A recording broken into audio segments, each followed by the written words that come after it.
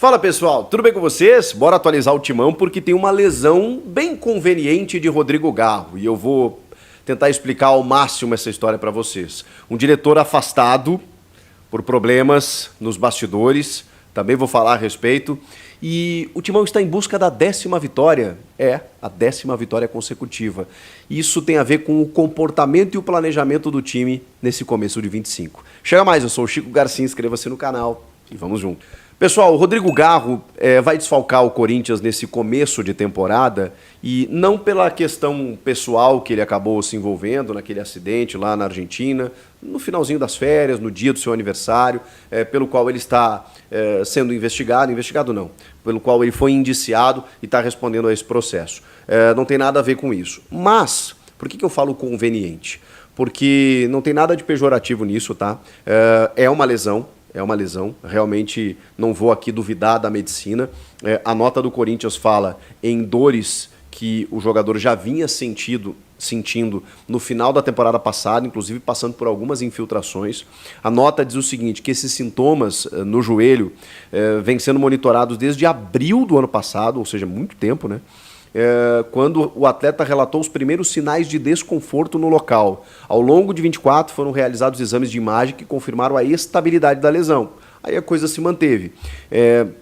Só que aí agora eles resolveram tratar. O jogador está aos cuidados dos médicos, fisioterapeutas e preparadores físicos do clube. Em casos graves, esse tipo de lesão demanda tratamento cirúrgico, mas no caso do Garro não vai ser preciso.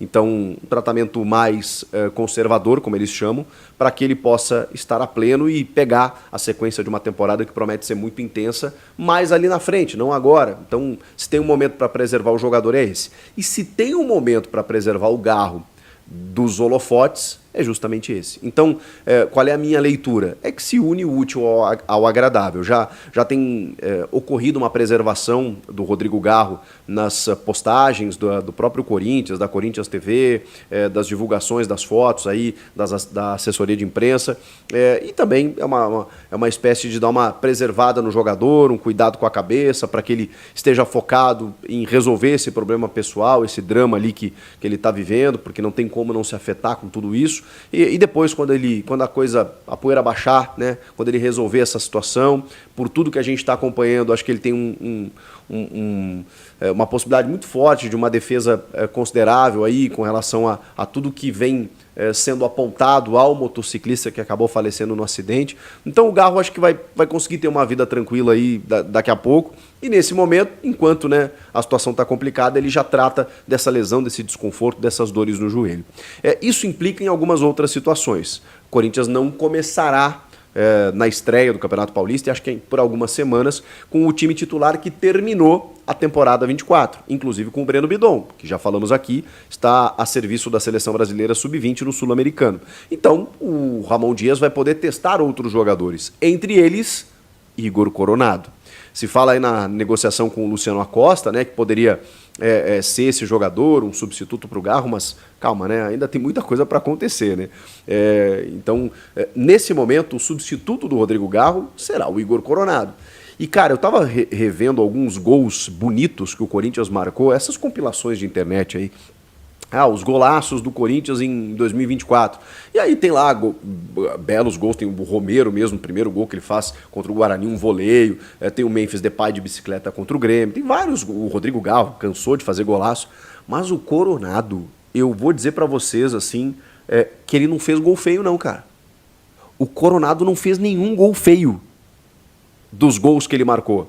E alguns gols importantes, assim, jogos de Sul-Americana, jogos de Brasileiro. Cara, ele não fez gol feio.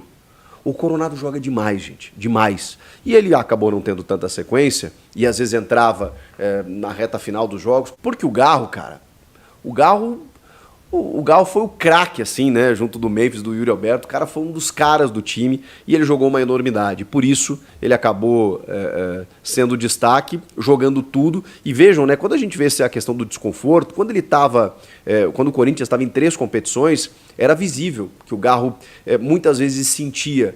Tanto que o Coronado acabava jogando nas Copas, né, para o Garro jogar no Brasileiro, onde o Corinthians precisava sair daquela situação difícil e tudo mais.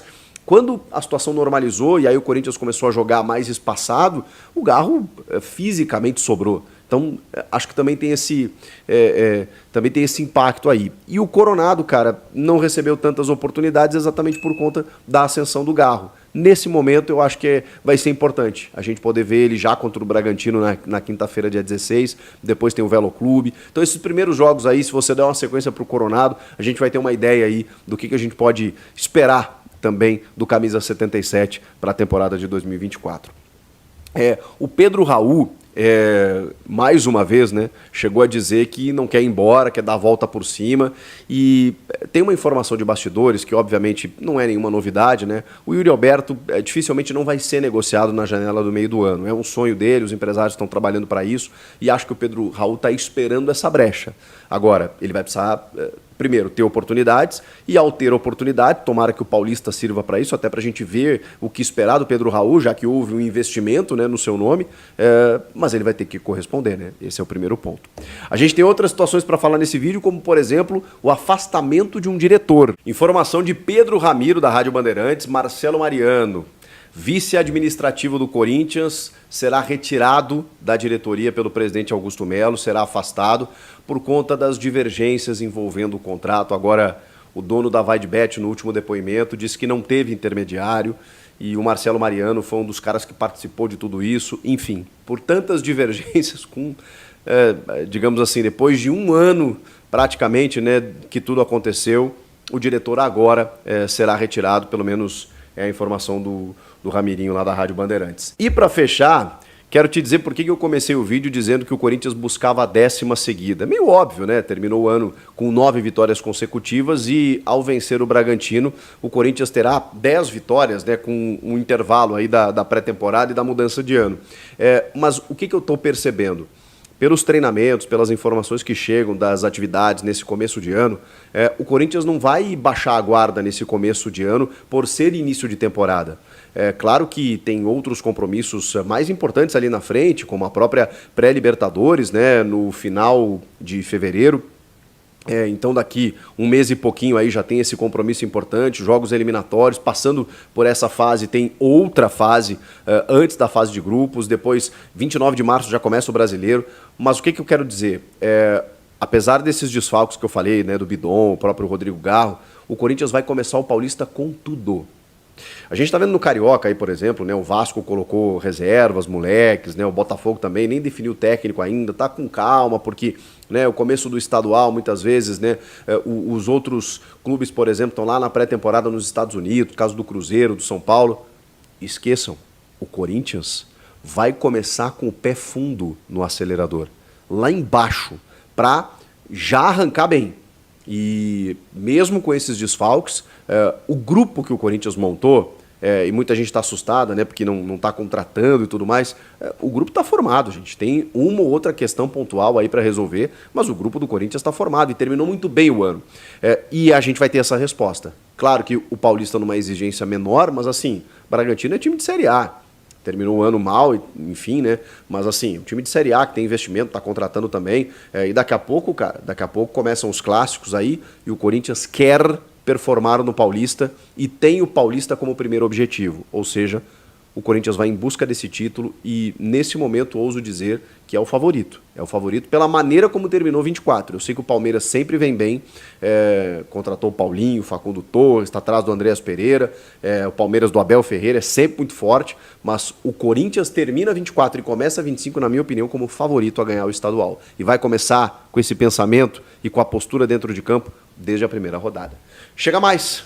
Comenta aqui o que vocês estão achando disso tudo, inscreva-se no canal e eu volto na próxima. Tchau! Com a ausência de Rodrigo Garro, o camisa 77 deve ganhar mais minutos em campo e se firmar como titular da equipe no começo da nova temporada. Tudo vai depender da condição física de Igor Coronado e, claro, da vontade do técnico Ramon Dias. A meia, vale destacar, ficou fora do último jogo do Corinthians na temporada de 2024, uma vitória sobre o Grêmio, por causa de uma tendinite no joelho esquerdo.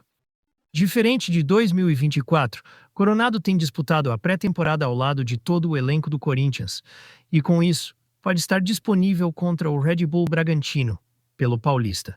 Não esqueça de deixar seu like, se inscrever para não perder as próximas notícias do Corinthians.